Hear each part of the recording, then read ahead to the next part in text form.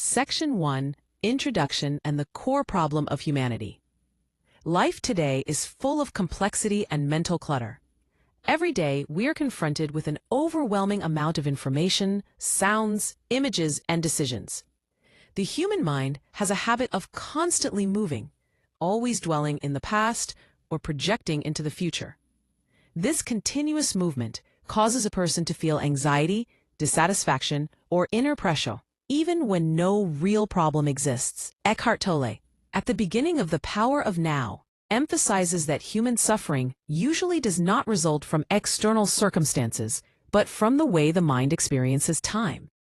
The mind continually reconstructs the past and predicts the future, and both obscure the reality of the present moment from human awareness.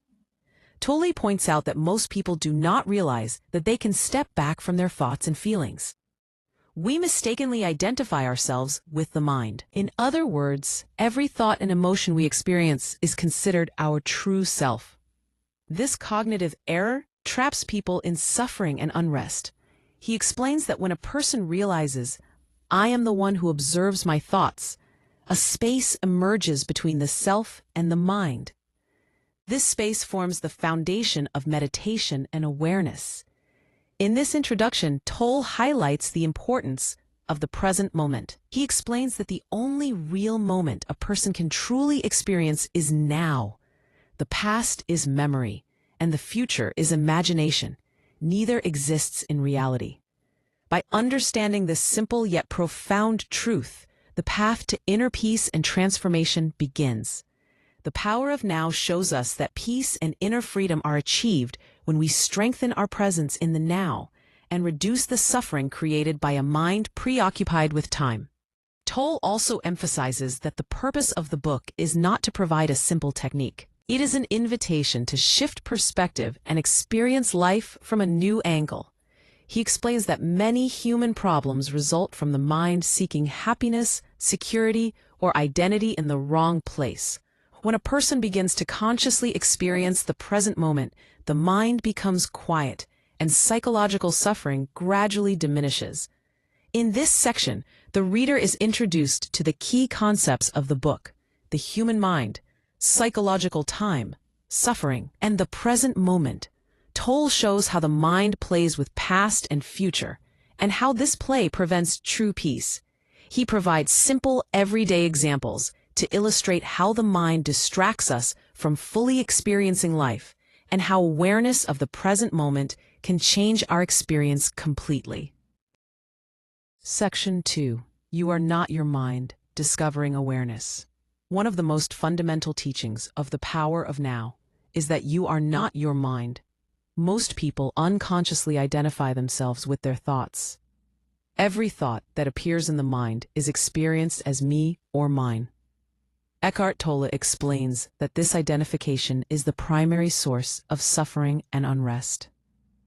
When a person realizes that there is a part of them that can observe thoughts, a space opens up between the self and the mind. This space is what he calls awareness. Awareness is not thought, and it is not emotion. It is the silent presence in which all experiences appear. By recognizing oneself as the observer, one begins to experience life from a different perspective. The moment you notice, "I am thinking," you are no longer fully lost in thought. This simple observation, without trying to change or stop the mind, is the first step toward true meditation. Tolle emphasizes that the mind has been conditioned to continuously create stories, judgments, and worries. By identifying with these thoughts, humans often reinforce their sense of separation and inner conflict. Awareness, on the other hand, creates a natural distance, allowing you to see thoughts and emotions for what they are: passing phenomena, not absolute truth. This realization is profound because it changes how we experience life. Instead of being at the mercy of every thought or emotion, we begin to witness them without attachment. Observing your mind creates a sense of freedom. Even when challenging or negative thoughts arise, they do not define you. You are the one who observes, the silent presence behind the mind. Tolle provides practical ways to cultivate this awareness. One method is simply to bring attention to the space between thoughts, to the awareness that notices the thinking. Another is to observe emotions as they arise, without judgment, letting them come and go. This practice gradually weakens the mind's grip on you and strengthens your connection to the present moment. The author also highlights that becoming aware of the mind is not an intellectual exercise. It is a direct experience. You do not need to analyze or understand the thoughts. You simply need to notice them. Awareness is always present. The challenge is only to step out of identification with the mind and into observing consciousness. By cultivating awareness, life begins to feel different. Ordinary experiences, conversations, and even routine tasks take on a deeper, more vivid quality. Awareness does not remove challenges from life, but it transforms your relationship with them. You begin to respond rather than react, creating space for peace, clarity, and understanding to emerge. In this section, the reader is invited to practice the simple yet profound act of observing the mind. By recognizing that you are not your thoughts, you start to experience a freedom and presence that is always available, here and now. Section 3. Psychological time, the source of suffering. Eckhart Tolle explains that one of the main sources of human suffering is psychological time. While clock time or chronological time is necessary for practical purposes, planning, scheduling, and organizing daily life, psychological time is an entirely different dimension. It exists only in the mind and is constructed through endless thoughts about the past and the future. Most people are trapped in this form of time, living either in memories of the past or anticipations of the future, rarely experiencing the present moment fully. The past is often relived as memory, but it is rarely experienced as it actually occurred. We add layers of interpretation, judgment, and emotion to our recollections. Mistakes, regrets, and unresolved experiences accumulate, forming a constant narrative that plays repeatedly in the mind.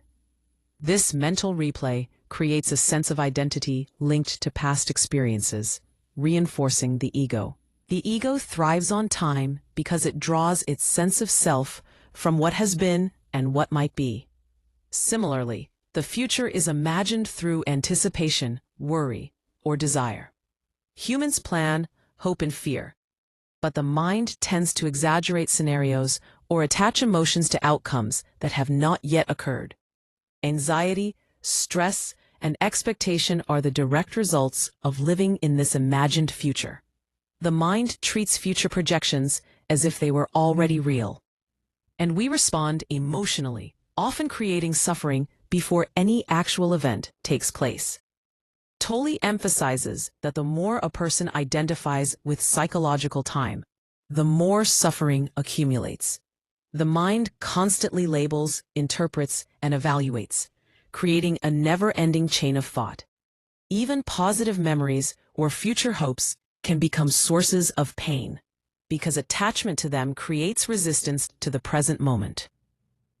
Every time we cling to the past or strive for a future outcome, we are disconnected from the only moment that truly exists, the now. He introduces the idea that present moment awareness is the solution to this suffering. When attention shifts from past and future to the current moment, a profound sense of freedom arises. This is not an intellectual realization, but a direct experience of being. By fully inhabiting the present, humans are no longer prisoners of thought, and the ego loses its power to dominate emotions. Awareness of the now dissolves the tension created by psychological time, revealing the deeper sense of peace that is always available. Tolle provides practical advice to practice this shift. One simple method is to focus on your breath, feeling the movement of life in your body, or noticing the sensations of your surroundings. By anchoring attention in the present, the mind naturally releases its obsession with time. Another approach is to observe your thoughts and notice when they drift into past or future narratives, gently bringing awareness back to what is happening in the current moment. The author also points out that suffering caused by psychological time is not random, it is predictable. The mind has patterns and tendencies, and awareness helps to break them. By repeatedly practicing presence, the habitual pull of past and future weakens. Over time, this practice transforms how you experience life, creating clarity, acceptance, and deep inner peace. In summary, psychological time is a construct of the mind that generates suffering whenever we identify with it. The past, stored as memory, and the future, imagined as anticipation, dominate thought and emotion. The present moment is the doorway to freedom. By stepping out of identification with psychological time and entering awareness of now, we awaken to a life that is vivid, peaceful, and unburdened by the endless patterns of the mind. Section 4. The Pain Body Emotional Energy. Eckhart Tolle introduces a concept called the pain body, which is one of the most important ideas in the power of now. The pain body is an accumulation of old emotional pain that has not been fully faced or released. These are past hurts, unresolved traumas, anger, resentment, fear, and grief that continue to live inside us as a kind of emotional energy. When triggered, the pain body becomes active, influencing thoughts, feelings, and behavior, often without the person being fully aware of it. The pain body feeds on unconscious identification with negative emotions. It thrives on fear, anger, and emotional reactions, and it seeks situations or relationships that will activate it. Tolle explains that the pain body is not a physical entity, but a psychological and energetic presence. It can be dormant for periods of time, but under stress or conflict, it awakens and often dominates the mind and behavior. One of the key aspects of the pain body is that it operates unconsciously. People who are identified with their pain body often feel justified in their anger, sadness, or resentment, believing that these emotions are normal reactions to life's events. In reality, these are the repetitive patterns of old emotional pain being replayed. The pain body has its own momentum and can sustain itself through identification and resistance. Tolle emphasizes that the pain body cannot be dissolved through reasoning, analysis, or trying to control it. The only way to weaken and eventually dissolve it is through awareness. Observing the pain body as it arises, without judgment or resistance, allows its energy to be felt fully and then released. When we step back as the observer, the pain body loses its grip. Awareness is like light shining on darkness. The pain body cannot survive in full consciousness. I see your pain body, step by step. He provides practical ways to recognize the pain body. It often manifests in sudden emotional reactions that feel disproportionate to the situation. By noticing, "This is my pain body speaking," a person creates space between themselves and the reactive emotions. Even small moments of awareness can reduce its power. Over time, continuous practice leads to longer periods of peace and less frequent activation of the pain body.